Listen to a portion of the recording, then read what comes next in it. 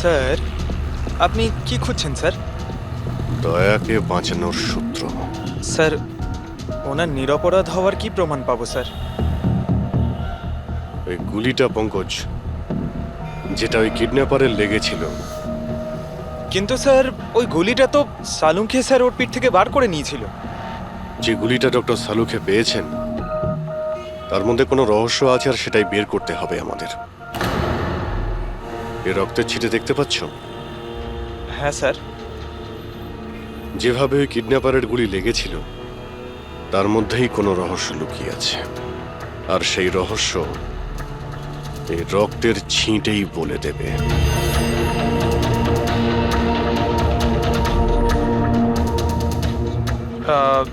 Sir, রক্তের ফোঁটা কি করে স্যার? আরে ভাই, তুমি জানো না, এই রক্তের ছিটেই আমাদের বলে দেবে যে গুলি কত দূর থেকে চলেছে আর কোন অ্যাঙ্গেল থেকে চলেছে। আর রক্তের ছিটেও আমাদের কিছু বলছে। 1 মিনিট তুমি এখানে দাঁড়িয়ে থাকো তো।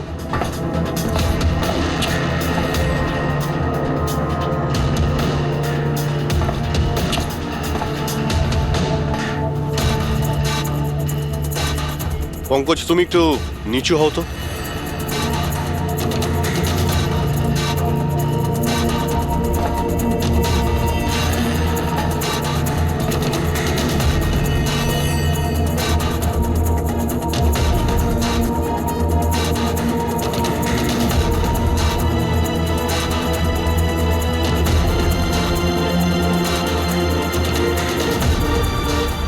তার মানে গুলি 23 ডিগ্রি অ্যাঙ্গেল থেকে চলেছিল। পঙ্কজ, ওই দিন ওই কিডন্যাপারের উপর একটা নয়, 2টো গুলি চলেছিল। একটা দয়ার বন্দুক থেকে, আর একটা অন্য কারো বন্দুক থেকে। স্যার, কিন্তু আমরা তো গুলি একটাই পেয়েছি, তাহলে দ্বিতীয় গুলি কোথা থেকে এলো? ওই দ্বিতীয় গুলিটাই তো আমাদের খুঁজতে হবে। ওই কিডন্যাপারের এখানে গুলি লেগেছিল, ও এখানে পড়েছিল, আর পুতুলটা এইখানে পড়ে। তার মানে দ্বিতীয় গুলিটা যেটা পায়ে লাগার কথা ছিল, সেটা এখানেই কোথাও রয়েছে।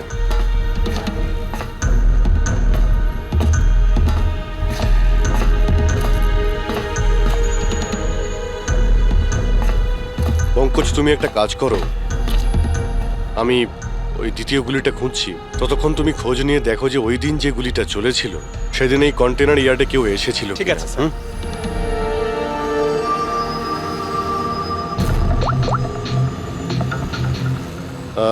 মিস্টার সুপারভাইজার, আপনি একটু উপরে আসবেন।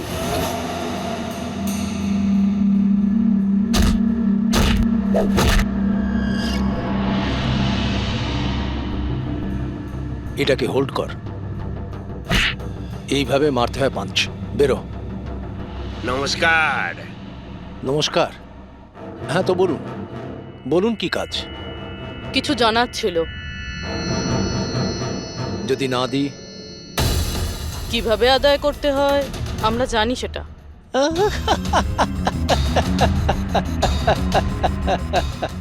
জানেন, আমরা হচ্ছে বক্সার, আর আমাদের হারাতে গেলে আপনাকে একটু শক্তিশালী হতে হবে। মহাশয়, এনাকে এত হালকা ভাববেন না, এনার গায়ে অনেক শক্তি। আপনার মতন 4-4টে পালোয়ানকে এক তুড়িতে উড়িয়ে দিতে পারেন না। ব্যাস, একটা পাঞ্চ, একটা পাঞ্চে এই মেয়েটা পুরো ধরাশায়ী হয়ে যাবে। সেটা তো পাঞ্চ মেরেই বোঝা যাবে, তাই না? যদি সাহস থাকে ময়দানে এসো। আমার ময়দানে যাবার কোনো দরকার নেই। তোমার জন্য আমার যে কোনো ছেলে যথেষ্ট। আর যদি তুমি জিতে যাও, তুমি যা জানতে চাইছো আমি তোমাকে বলে দেব।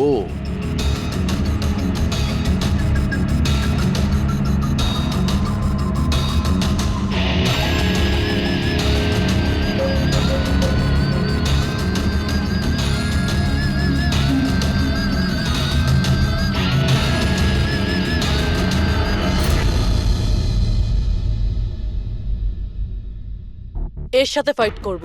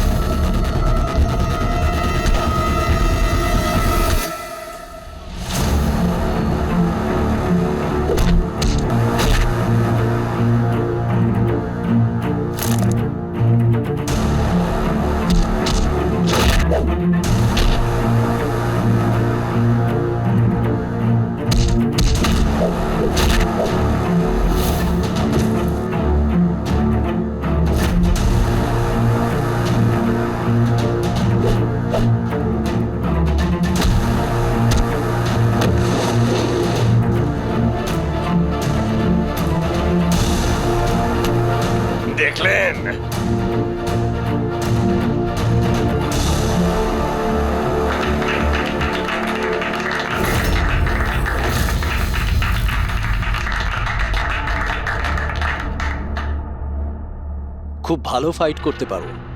কোথা থেকে শিখলে এত ভালো ফাইট? শিখেছি কোথাও। এবার যেটা জিজ্ঞেস করব সেটার উত্তর দাও। এনাকে চেনেন? আরে, এ মারা গেছে? হ্যাঁ, কেউ খুন করেছে ওকে।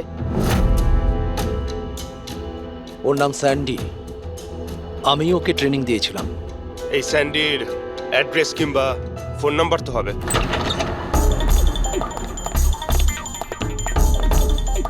ঘরটায় খুব ভালো করে খুঁজে দেখো, আনাচে কানাচে ভালো করে দেখো যেখানে বাচ্চাটাকে লুকিয়ে রাখতে পারে।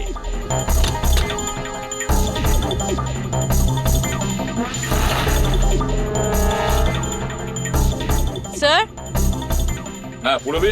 স্যার এই বলো। দেখুন, কাবার্ডে ফটো লাগানো রয়েছে। মাই গড, এ তো মিলির ফটো। আয়ুষীর কেয়ারটেকার। এর ফটো এখানে এলো কি করে? এটার একটাই কারণ হতে পারে, এই মিলি ওই কিডন্যাপারকে চিনতো। হ্যাঁ স্যার, আর আমাদের সামনে এমন নাটক করছিল যেন বাচ্চা হারিয়ে যাওয়ায় সব থেকে বেশি দুঃখ ওরই হচ্ছে। আয়ুষী, ওই মিলির সঙ্গে দেখা করতে হবে। হয়তো ওর কাছেই আয়ুষীর ব্যাপারে সব জানা যাবে।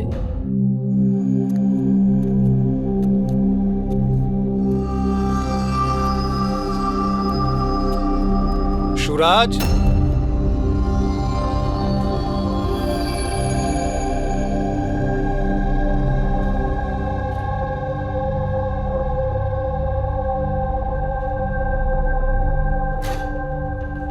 সুরাজ,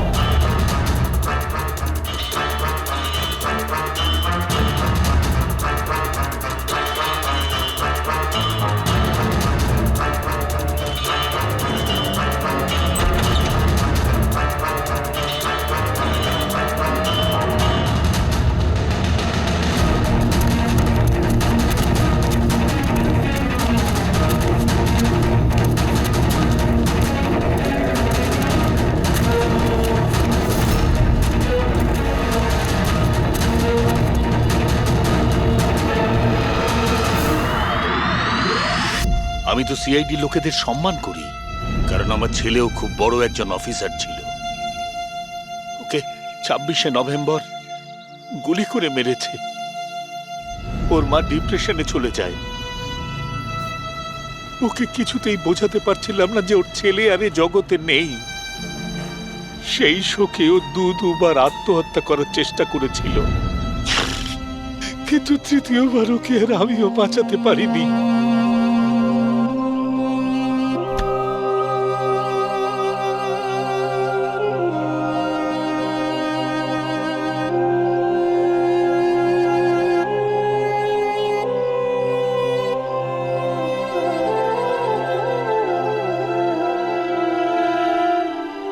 বেচারা সুরাজ বেকার বেকার মরে গেল এর চক্করে।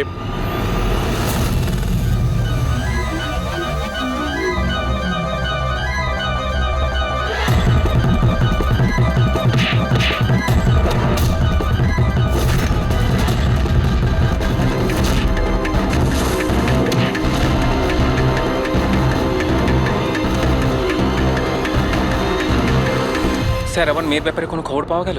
কোথায় আছে আমার মেয়ে? দেখুন, আপনার আয়ুষী যেখানেই থাকুক না কেন খুব তাড়াতাড়ি পাওয়া যাবে, কারণ কিডন্যাপারের ব্যাপারে আমরা অনেক কিছু জানতে পেরেছি। স্যার, কে ওই কিডন্যাপার? প্লিজ বলুন, আমি ওকে ছাড়বো না। তাহলে জিজ্ঞেস করুন না মিলিকে, ও সব জানে। কি মিলি, কে কিডন্যাপার আর কার কাছে আয়ুষী আছে সবকিছু ও জানে, জিজ্ঞেস করুন।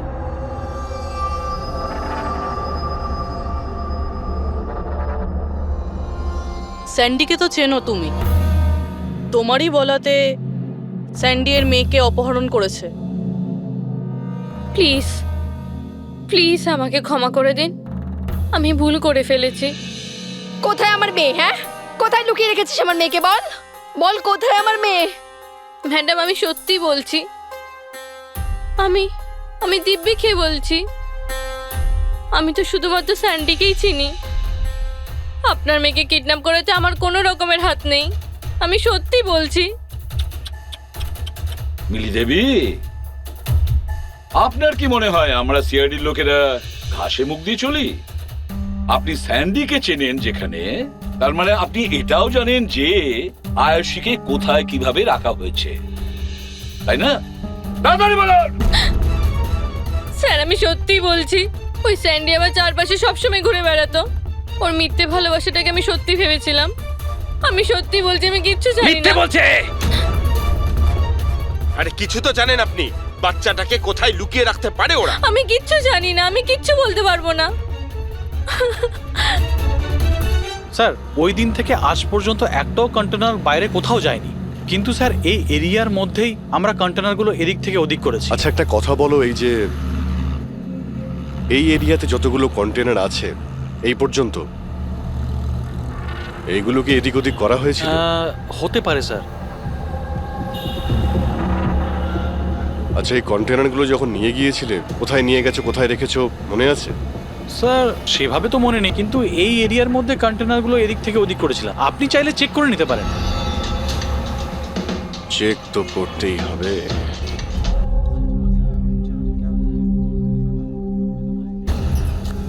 এ হলো রেডিও, জেলের সমস্ত খবরের কাছে আছে। যদি তুমি কিছু জানতে চাও তাহলে এর সঙ্গে কথা বলো, কিন্তু একটা কথা মনে রেখো, একে কখনোই বিশ্বাস করো না, কারণ এ যখন তখন দল বদল করে।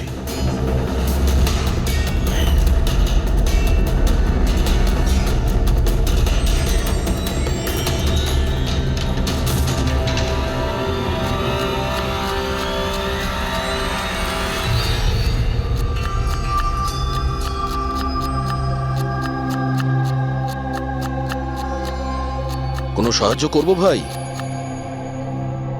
পেঁয়াজ কাটো, কাটতে পারো তো নাকি? হ্যাঁ হ্যাঁ, কাটছি তাহলে কাটো।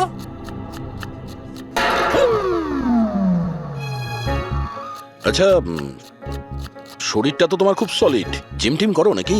হ্যাঁ হ্যাঁ, আগে তো জিমে যেতাম, কিন্তু এখন আর যাওয়া হয় না। ভালো হয়েছে ছেড়ে দিয়েছো। নাম কি তোমার? আমার নাম হলো রেডিও। রেডিও? এটা কিরকম নাম? আমি খুব বকবক করি না, তাই সবাই আমাকে আদর করে রেডিও ডাকে। ও, পুরো জেলে ছোট বড় সমস্ত খবর আছে আমার কাছে। মানে সব মিলিয়ে তুমি জেলের খোঁচড়। হ্যাঁ। আচ্ছা খোঁচড় বাবু, এটা বলো যে সুরজকে কে মেরেছে?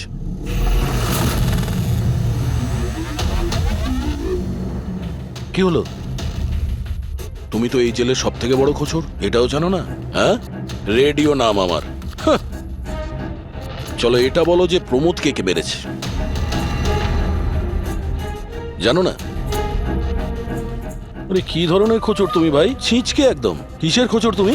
হ্যাঁ, আরে বাবা এটা তো জানো যে প্রমোদ যখন খুন হয়েছিল তখন ও কি কাজ করছিল?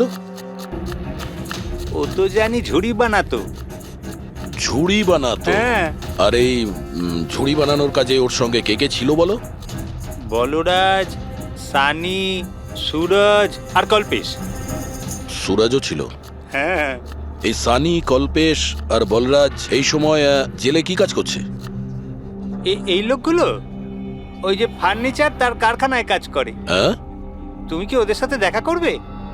হ্যাঁ চলো দেখা করি। চলো চলো, তাড়াতাড়ি হাত চালাও, এখন অনেক রান্না বাকি আছে। হ্যাঁ করছি তো, এই তো তখন থেকে বিরক্ত করছে আমায়। আমি কোনো উপায় বার করছি।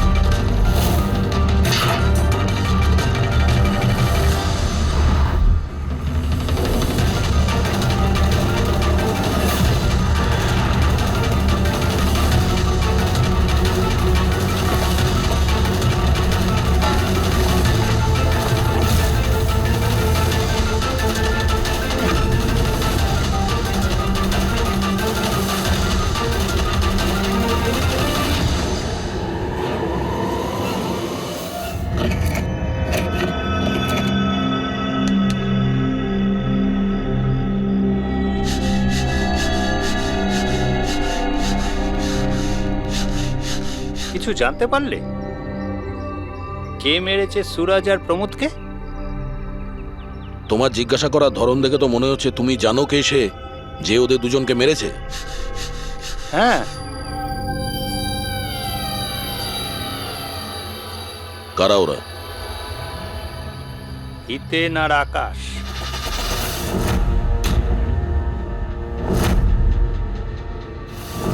এত তাড়াতাড়ি বলে দিল? কিচেনে তো ভুলভাল বকছিল। নিশ্চয়ই কোনো গন্ডগোল আছে এই রেডিওর। সকালে আমি যখন তোমাকে জিজ্ঞাসা করলাম তখন তুমি আমায় কেন বলোনি? রহস্যের ব্যাপার এত তাড়াতাড়ি বলতে নেই। আর আমার তো এটাও জানা আছে যে ওই শক্তিশালী লোকটা আসলে কে, যাকে ওই দুজন মারার কথা আলোচনা করছে। যেটা প্রমোদ শুনেছিল। হুম, কে সেই ক্ষমতাবান লোকটা?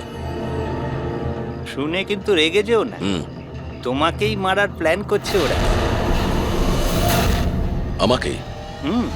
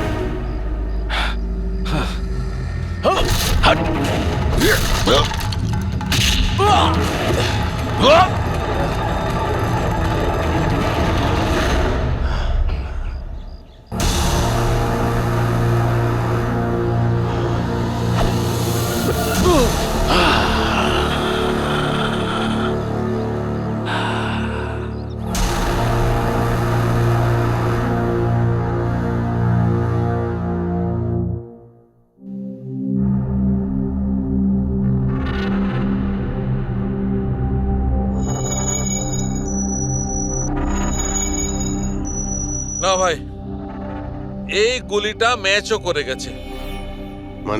মানেটা এই অভিজিৎ, এই গুলিটাও দয়ার বন্দুক থেকেই ছোড়া হয়েছে। আপনি তো অদ্ভুত কথা বলছেন। দয়া গুলি একটাই চালিয়েছিল আর বুলেট পাওয়া গেল দুটো। তাহলে এই দয়া স্যারের দ্বিতীয় গুলি কিভাবে এলো, যেটা কিডন্যাপারের লেগেছে? অভিজিৎ, দয়াকে কেউ ফাঁসাতে চাইছে। হ্যাঁ স্যার, এই কন্টেনার ইয়ার্ডে আমি নিজে দেখেছি। একটা কন্টেনারে গর্ত ছিল, তার মধ্যে বুলেটের শেলও পেয়েছি। ওখানেই বসে কেউ কিডন্যাপারকে গুলি করেছিল। কিন্তু তোমরা কি করে বলতে পারো যে গুলি অন্য কেউ চালিয়েছে? রক্তের দাগ থেকে যেভাবে রক্তের ছিটে ওখানে পড়েছিল তাতে এটা পরিষ্কার যে দয়া গুলি চালায়নি, বরং দয়ার অ্যাঙ্গেল থেকেই কেউ অন্য অ্যাঙ্গেল থেকে গুলি চালিয়েছিল, হয়তো 23 ডিগ্রি অ্যাঙ্গেল থেকে। আর সেটা কে হতে পারে খোঁজ নিয়ে দেখতে হবে। কে এসেছিল ওখানে সেটা জানার জন্যই আমি পঙ্কজকে পাঠিয়েছি, কিন্তু এখনো অব্দিও এলো না, আর ওর ফোনটাও বন্ধ রয়েছে। হ্যাঁ বলুন। হোয়াট? কি এসব হলো কি করে? তোমরা ওখানে ছিলে না? কি হয়েছে স্যার? দয়াকে কেউ আঘাত করেছে, ছুরি পর্যন্ত মেরেছে। হোয়াট? ওকে হসপিটালে অ্যাডমিট করা হয়েছে। তাহলে চলুন স্যার। না অভিজিৎ, জিলা সাহেব বলেছেন যে ওখানে যেন আমরা না যাই। দয়ার জ্ঞান ফেরেনি, তবুও স্টেবল আছে। যেই ওর জ্ঞান ফিরবে ওরা আমাকে ইনফর্ম করবে।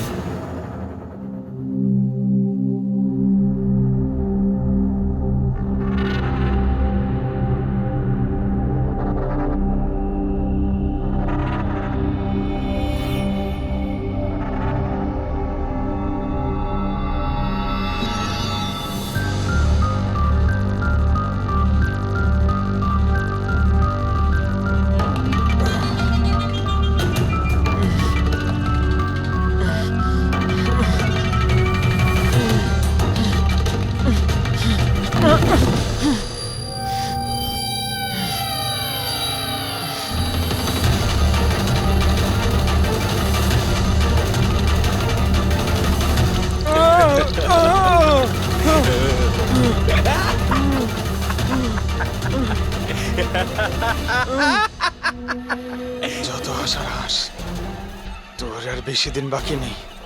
হেসে নে। আরে ভাই, তোদের সিআইডির এটাই প্রবলেম জানিস তো, ভীষণ বেশি বকবক করিস। সব শেষ হয়ে গেছে, তবু তোদের সাহস কমেনি। মৃত্যুর মুখে দাঁড়িয়েও বড় বড় কথা বলছিস। এই স্বভাব না মরার আগের মুহূর্ত অব্দি যাবে না, বুঝেছিস? আচ্ছা, তাহলে আমি নিঃশ্বাসটাই বন্ধ করে দিই। আমাকে যে ফলো করে তাকে আমার একদম পছন্দ হয় না। কোনো অপরাধী, বুদ্ধিমান অপরাধী, নিজের পেছনে কোনো প্রমাণ ছেড়ে যায় না। প্রমাণ তো তুই ওখানেই ফেলে এসেছিলি। তুই গিয়েছিলিস না ওখানে, ওই আড়ে? ও,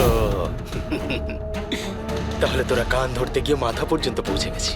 মিস্টেক, অনেক বড় মিস্টেক। কোনো ব্যাপার না, ভুলটা না হয় শুধরে নিচ্ছি। মরার আগে কোনো শেষ ইচ্ছে?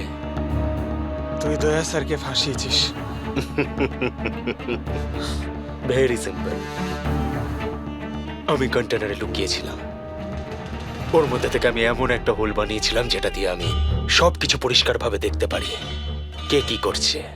বুঝলি, দয়া তো এটা জানতোই না যে ওর ঠিক পিছনের কন্টেনারে আমি লুকিয়েছি। স্যান্ডি এটা ভেবেছিল যে দয়াকেও ব্যস্ত রাখবে আর আমি দয়াকে গুলি করে দেবো, কিন্তু স্যান্ডি তো এটা জানতোই না যে ও বেচারা। খুব স্মার্ট না? একটা প্রশ্নের উত্তর দে। চল বল বল। আরে জিজ্ঞেস কর, শুরু কর। দয়া স্যারের বুলেট কোথা থেকে পেলি তুই? খুবই সহজ ছিল। ফায়ারিং রেঞ্জ থেকে আমরা একটা বুলেট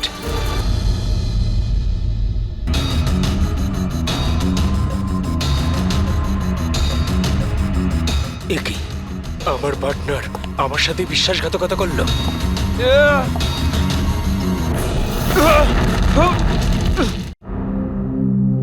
স্যার, দয়া স্যার কেমন আছেন? এখন দয়া ঠিক আছে, চিন্তার কোনো কারণ নেই।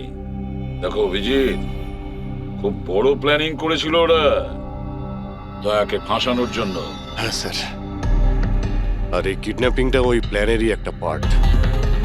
আর ওরা স্যান্ডিকেও ডাবল ক্রস করেছে। ওকে বলেছিল দয়াকে মারতে, আর ওকেই মেরে দিয়েছে। তাহলে কি তুমি বলতে চাইছো ওই কিলারের কাছে দয়ার গানের গুলি ফায়ারিং স্পটে পাওয়া গেছে? হ্যাঁ স্যার, কিন্তু স্যার ও দয়া স্যারের গুলি ফায়ার করেনি স্যার, নিজের গুলি ফায়ার করেছিল স্যার। সেটাই তো বুঝতে পারছি না, ওই গুলি দয়ার গান থেকে চলেনি, তাহলে দয়ার গুলি ওই লাশের গায়ে ঢুকলো কি করে? স্যার, গুলি চেঞ্জ করা হয়েছে। কিডন্যাপারের গায়ে যে গুলি ছিল সেটাকে বের করে সেই জায়গাতে দয়ার গুলি রেখে দেয়। কিন্তু স্যার, লাশটা তো কন্টেনার ইয়ার্ড থেকে সোজা ফরেনসিক ল্যাবেই এসেছিল। তাহলে গুলি বদল হলো কখন এবং কোথায়? রাস্তায় ফেডরি, গুলি রাস্তায় বদলানো হয়েছে, অ্যাম্বুলেন্সের ভেতরে। সাহেব সাহেব সাহেব সাহেব, ওই কাজটার জন্য আমি তার টাকা পেয়েছিলাম সাহেব। আমাকে বলেছিল যে রাস্তার মধ্যে শুধু 5 মিনিটের জন্য গাড়ি থামাতে, তাই আমি জুস খাওয়ানোর জন্য ড্রাইভারকে নিচে নিয়ে গেছিলাম সাহেব।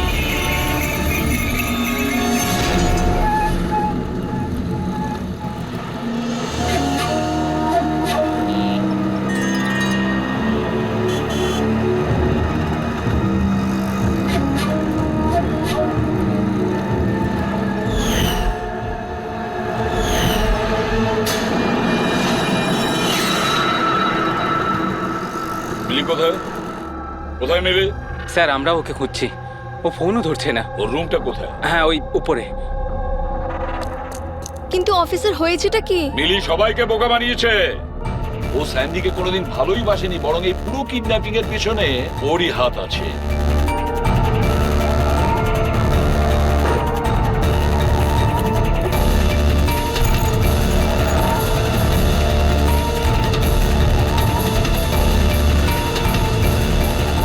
স্যার এই ছবি মিলির ঘরে ছিল। এ তো আকাশ আর হিটেনের ফটো, যারা দয়াকে আঘাত করেছিল জেলের মধ্যে। কিন্তু স্যার একটা কথা মাথায় ঢুকছে না, এই দুজনের ছবি মিলির ঘরে এলো কি করে? অভিজিৎ, এর একটাই মানে দাঁড়ায় যে পুরো প্ল্যানটা দয়াকে শুধু জেলে পাঠানোর উদ্দেশ্যে নয়, বরং জেলের ভেতরে দয়াকে কিভাবে মেরে ফেলা যায়। তার মানে স্যার দয়াকে এখনো কেউ মেরে ফেলতে পারে, ওর উপরে আবার আক্রমণ হতে পারে। সরি এসিপি স্যার, যতক্ষণ না উপযুক্ত প্রমাণ আপনারা আনছেন দয়াকে ছাড়তে পারবো না। স্যার স্যার ওকে কেউ মেরে ফেলতে চাইছে স্যার, ওকে ফাঁসিয়ে জেলে পাঠানোর প্ল্যান ছিল। দেখো, আমরা যেটা করছি এখন সব আইন অনুযায়ী করছি, আর সেটা দয়ার পক্ষেই করছি। স্যার, আইন অনুযায়ী এ সমস্ত করলে অনেক দেরি হয়ে যাবে। একটা হামলা হয়ে গেছে স্যার, ও জীবন আর মৃত্যুর সঙ্গে লড়ছে। এসিপি সাহেব, আপনি একজন সিনিয়র অফিসার, আপনি খুব ভালোভাবে জানেন প্রোটোকলের নিয়ম অনুসারে আমরা আমাদের নির্ণয় বদলাতে পারি না। স্যার কিন্তু আই এম সরি এসিপি সাহেব, please.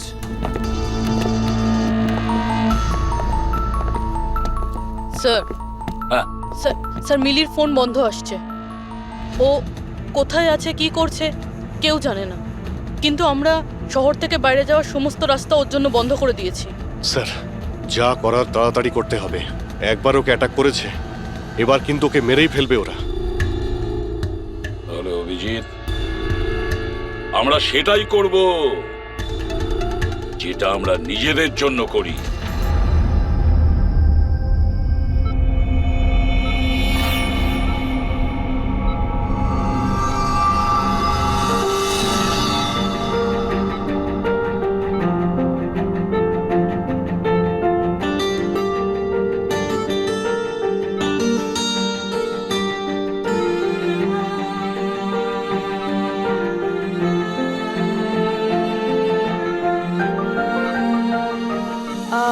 I am sorry sir, visiting time শেষ হয়ে গেছে, আপনাদেরকে বাইরে যেতে হবে। আমি পেশেন্টের ব্যান্ডেজ চেঞ্জ করব।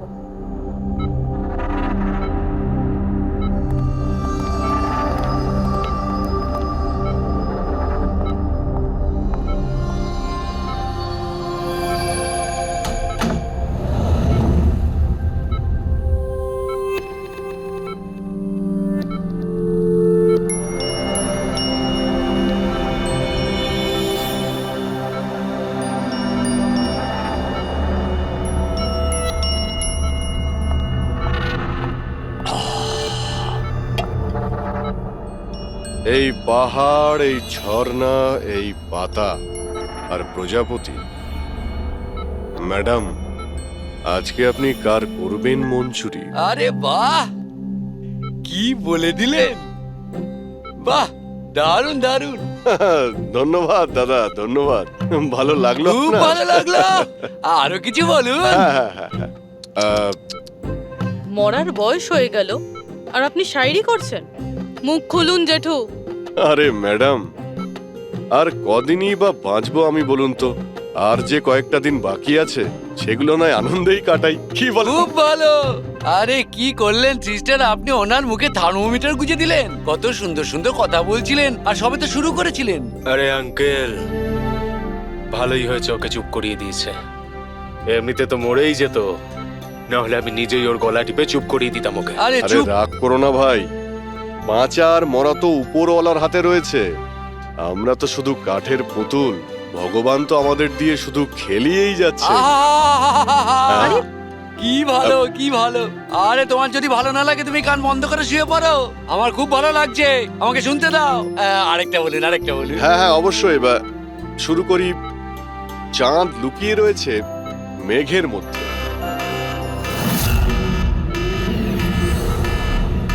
এই পালাও পালাও, তাড়াতাড়ি পালাও, তাড়াতাড়ি পালাও সবাই, হসপিটালে আগুন লেগে গেছে, তাড়াতাড়ি পালাও, তাড়াতাড়ি তাড়াতাড়ি।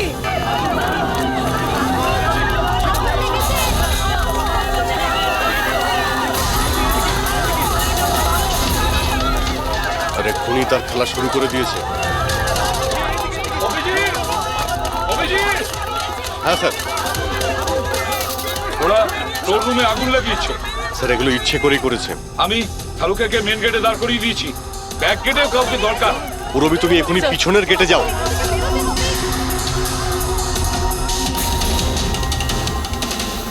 আরে অভিজিৎ, হ্যাঁ স্যার। দয়ার খেয়াল রাখো, তার সঙ্গে থাকো।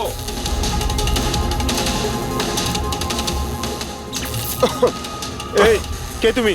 কোথায় আসছো? আসলে কি? আমি কি কি এদিকে কি? না আসলে আগুন লেগেছে না, তাই ভাবলাম যে এদিক দিয়ে রাস্তা এদিকে আছে কোনো রাস্তা নেই, যাও নিচে যাও, চলো নিচে যাও। ওকে।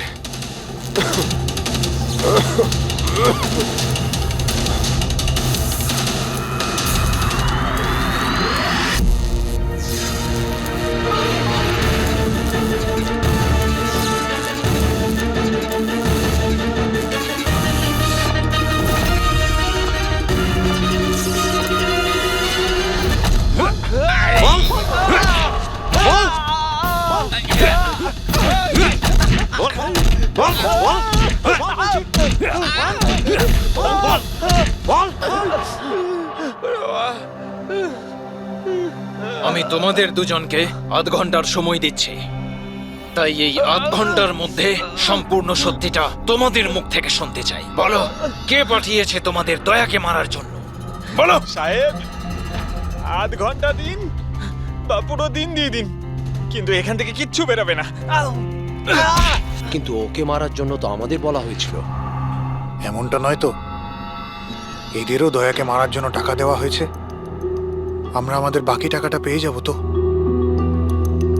মনে হচ্ছে কোনো ষড়যন্ত্র, খোঁজ নিতে হবে। তাহলে কি বলছিস কাঁকড়া? আমাদের আসল উদ্দেশ্যটা তাহলে এবার বলে দেওয়া যাক জেলার সাহেবকে। এই মাথা খারাপ হয়ে গেছে নাকি তোর? জেলারকে যদি বলে দিই তাহলে পুরো প্ল্যানই ফেল হয়ে যাবে। আচ্ছা, তাহলে হিতেন আর আকাশের মৃত্যু তো এবার শুধু সময়ের অপেক্ষা, আর বাঁচবে না। দাঁড়া, আরে বাবা রে। তোমরা কারা? আমাদের মারবি? তোরা জানিস আমরা কে আর কি করতে পারি?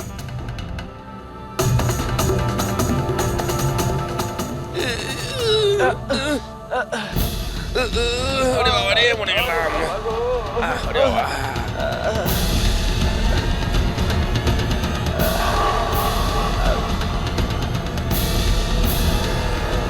তোর নাম আকাশ আর তুই হিতেন। তোমরা দুজনে একেবারে অকম্মা ঠেকি। একটা ছোট কাজও তোমাদের দ্বারা হয় না, আর তাই আমাদের আসতে হলো, বুঝেছ? এবার আমরা দুজন করব তোমাদের দুজনের কাজ। এই যে ছড়িয়ে 56 করেছো না, সব আমাদের ঠিক করতে কিন্তু হবে। আমাদের তো দয়াকে মেরে ফেলার জন্য বলা হয়নি, শুধু আঘাত করতে বলা হয়েছিল। এই চুপ কর, পাগল নাকি? কি বলছিস কি? হ্যাঁ, আরে সত্যি তো বলছি। ওদের বলছিস কেন? আরে একই কাজ আমাদেরকেও দিয়েছে, এদেরকেও দিয়েছে। টাকা তো দিয়েছে। হ্যাঁ, আর যদি আমরা বাকি টাকাটা না পাই তাহলে? কি টাকা দেবে না? আমি কি ছেড়ে দেবো? কিন্তু এদের বলছিস কেন?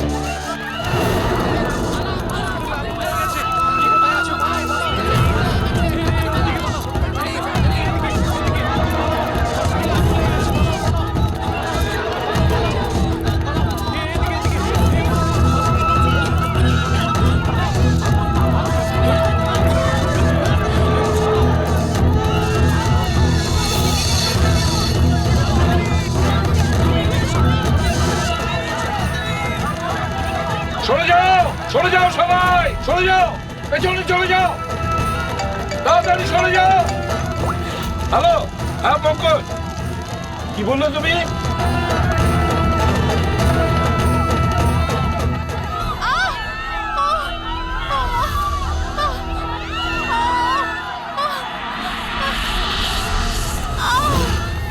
কি হলো?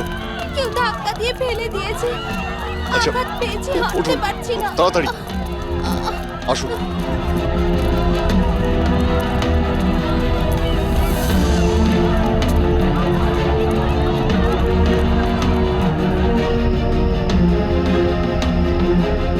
সারিকা, শোনো, একে দেখো তো, ওর পায়ে লেগেছে, ওকে বাইরে নিয়ে যাও। আসুন আসুন, আমার সাথে আসুন। অভিজিৎ, অভিজিৎ, তুমি এখানে কি করছো? দয়ার কাছে কে আছে? স্যার, একজন মহিলা লেগেছিল, ওনাকে আমি নিয়ে আসছিলাম। দয়ার কাছে একজন গার্ড আছে কিন্তু স্যার। অভিজিৎ, পঙ্কজ এক্ষুনি ফোন করে বললো আমাকে দয়ার উপর যে হামলা করবে সে বাইরে থেকে আসবে না, আগে থেকেই হসপিটালে আছে।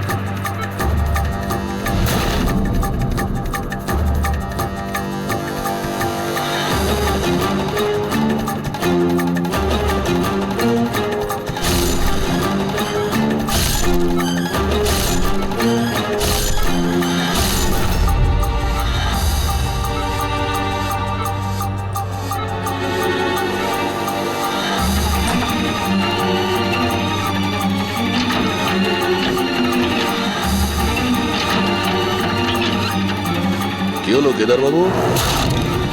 দরজা খুলছে না নাকি?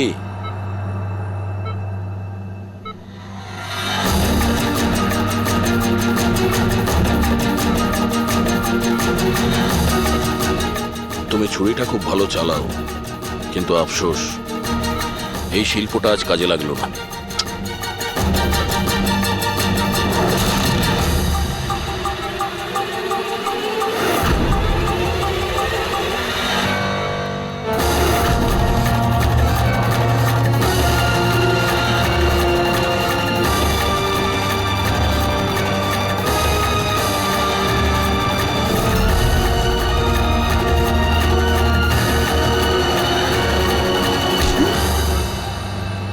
ছেড়ে দাও আমাকে, আমি ওকে ছাড়বো না, আমি ওকে ছাড়বো না। কবিতা শেষ, গল্প শুরু। দয়াকে কেন মারতে চাইছিলি? কারণ ও আমার বউ আর আমার মেয়েকে মেরেছে। আমার বউ আর আমার মেয়ে আত্মহত্যা করেছে। ও যদি আমাকে জেলে না পাঠাতো তাহলে ওরা কিছুতেই এটা করতো না। অপরাধ করলে শাস্তি তো পেতেই হবে, তাই না? অনেক বড় প্ল্যানিং করেছিলি না তুই? বাচ্চাটাকে কিডন্যাপ করালি, কন্টেনার ইয়ার্ডে গুলি চালালি, আর দয়াকে ফাঁসানোর জন্য গুলিটাও চেঞ্জ করে দিয়েছিলি।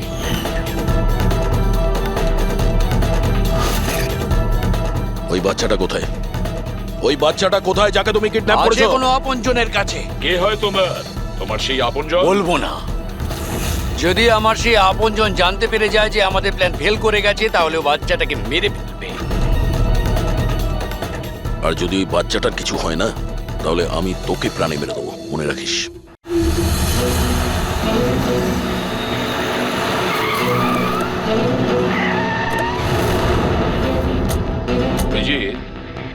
গত 1 মাস ধরে মিলির ফোন এই স্পটেই দেখা যাচ্ছে। বাচ্চাটাকে এখানেই কোথাও লুকিয়ে রাখা হয়েছে। স্যার, এই মিলি আবার ওই কেদারের কোনো আপনজন নয় তো, যার ব্যাপারে ও আমাদের বলছিল? হতে পারে ফ্রেডি। ওনাদেরকে বলো গাড়ি থেকে বাইরে না বেরোয়। আপনারা প্লিজ গাড়িতেই বসুন প্লিজ।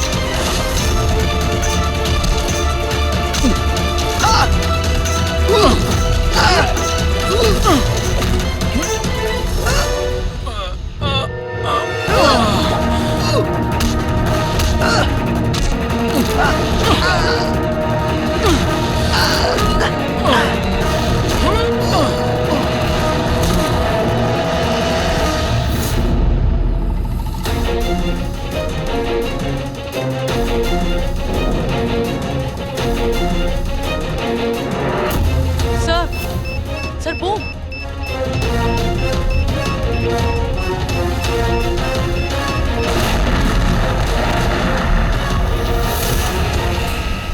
মিলি দাঁড়াও, মিলি পালাবে না। বাচ্চাটাকে, বাচ্চা পড়ে যাবে, বাচ্চাটাকে আমাদের দিয়ে দাও। আমাকে বাধা দিও না, আমি বলছি আমাকে যেতে দাও, না হলে আমি এই বাচ্চাটাকে ফেলে দেবো। দেখো তুমি যা করছো খুব ভুল করছো।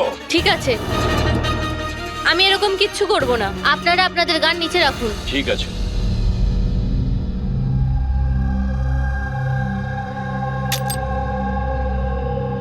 এবার ওই গানটা আমার দিকে দিন। তুমিও।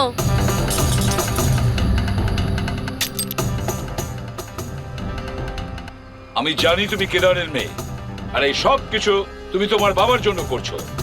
আপনারা সবাই সিআইডির লোকেরা শুরু থেকে কেবলমাত্র উল্টো দিকেই যাচ্ছেন।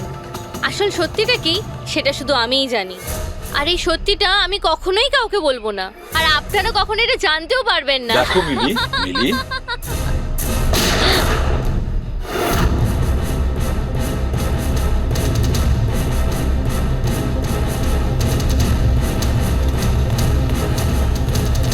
আমার মেয়ে, আমার মেয়ে। এটা কি করলে তুমি? ওকে গুলি করলে? এ আমার মেয়েকে মেরে ফেলতো, আমি কি আর করতাম? আরে পায়ে গুলি করতে পারতে। শুধু ওই ছিল যে দয়াকে নিরপরাধ প্রমাণ করতে পারতো, আর তুমি ওকে মেরে ফেললে।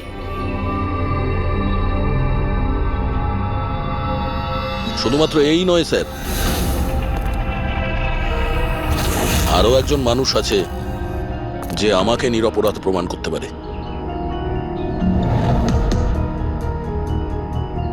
সে কে দয়া? স্যার অঙ্কুশ নাম তার।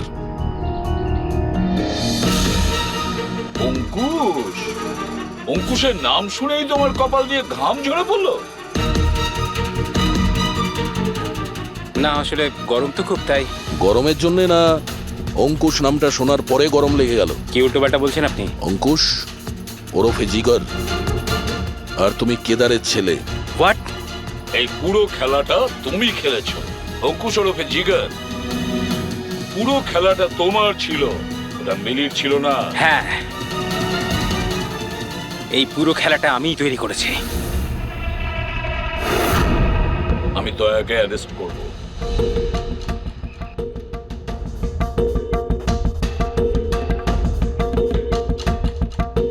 মিলিকে বলে আমি রাকাকেও আমার রাস্তা থেকে সরিয়ে দিয়েছিলাম, যাতে আমার কথা কেউ কোনোদিন জানতেই না পারে। আর আমি হলাম অঙ্কুশ, কেদার হলো আমার বাবা। আর আপনারা সবাই ভালো পুলিশের মতো আমাকে এখান থেকে যেতে দেবেন, কারণ যদি আপনারা আমার সাথে কোঅপারেট না করেন তাহলে না না। কেমন বাবা তুমি? প্রতিশোধ নেওয়ার জন্য নিজের বাচ্চাটাকে মেরে ফেলবে, নিজের পরিবারকে ধ্বংস করবে? এরা আমার পরিবারের কেউ নয়, এরা সবাই অ্যাক্টর। এ আমার বউও নয়, এ আমার বাচ্চাও নয়। দুবাই থেকে আসার পরে 6 মাস লেগেছিল আমার এই পরিবার তৈরি করতে, কারণ আমার আসল পরিবারকে পুরো পৃথিবীর সামনে মেরে ফেলেছে এই দয়া। আমার মাকে, আমার বোনকে, আমার বাবাকে জেলে পাঠিয়ে দিয়েছে। তোমার শত্রুতা আমার সঙ্গে, তোমার বদলা নিতে হলে আমার সঙ্গে নাও। গুড বাই দয়া।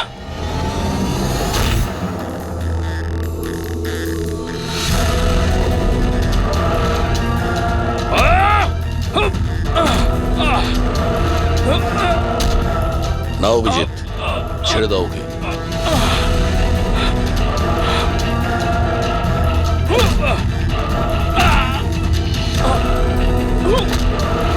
আইনের হাত শুধু লম্বা নয়, শক্তিশালীও হয়।